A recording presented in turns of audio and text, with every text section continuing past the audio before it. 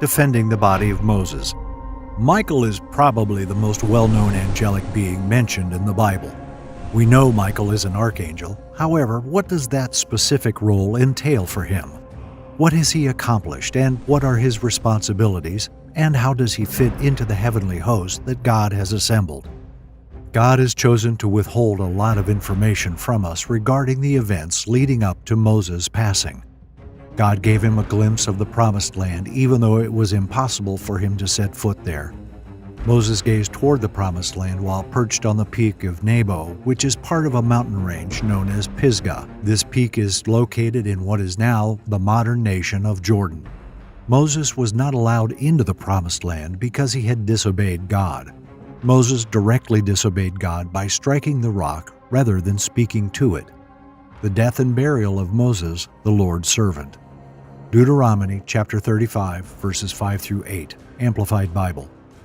So Moses, the servant of the Lord, died there in the land of Moab, according to the word of the Lord, and he buried him in the valley in the land of Moab, opposite Beth Peor. But no man knows where his burial place is to this day. Although Moses was 120 years old when he died, his eyesight was not dim, nor his natural strength abated. So the sons of Israel wept for Moses in the plains of Moab for 30 days. Then the days of weeping and mourning for Moses were ended. We read, So Moses, the servant of the Lord, died there in the land of Moab. Moses' epitaph, what we might call a line on his tombstone, though he actually had none, was simple. It had nothing to do with Moses, Prince of Egypt. It was not Moses, Egyptian murderer. It had nothing to do with Moses, shepherd in the wilderness. It was not Moses, national spokesman. It was not Moses, the miracle worker. It had nothing to do with Moses, prophet. It had nothing to do with Moses, the man who saw a piece of God's glory. It had nothing to do with Moses, who never entered the Promised Land. At the end of it all, the title was simple: Moses, the servant of the Lord. Jude 9 describes an occasion when Michael the archangel was at odds with the devil over the body of Moses.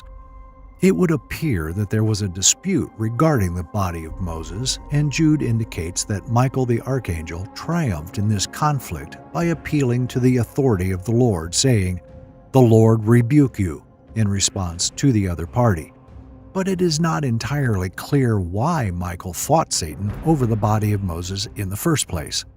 Some people believe that the devil intended to use the body of Moses as an object of worship to tempt Israel into engaging in idolatry.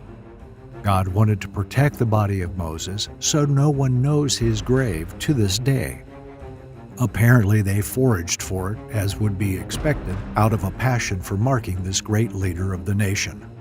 When Moses passed away, he had lived a life that could be neatly segmented into thirds. He had lived 120 years.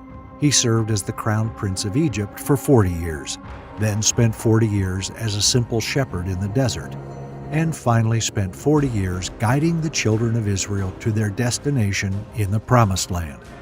The first two-thirds served as a foundation for the final third's content and activities. Moses was willing to allow God to mold him over a period of 80 years. This proved that the observation made in Deuteronomy 31:1 was correct because neither his eyes nor his natural vigor had diminished. The children of Israel shed tears, but eventually the period of mourning and lamentation over Moses' death ended. The days of mourning for Moses, who was of such great importance, came to an end. It was time to move on to other things. The program that God had in mind did not come to an end with Moses, nor did it come to an end with any man. The baton had been handed off, and the work of God will continue.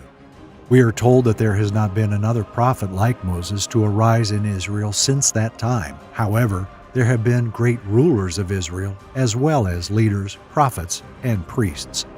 But before the arrival of Jesus Christ, who is known as the Messiah, there was never another man who held all offices in such a glorious manner as Moses did.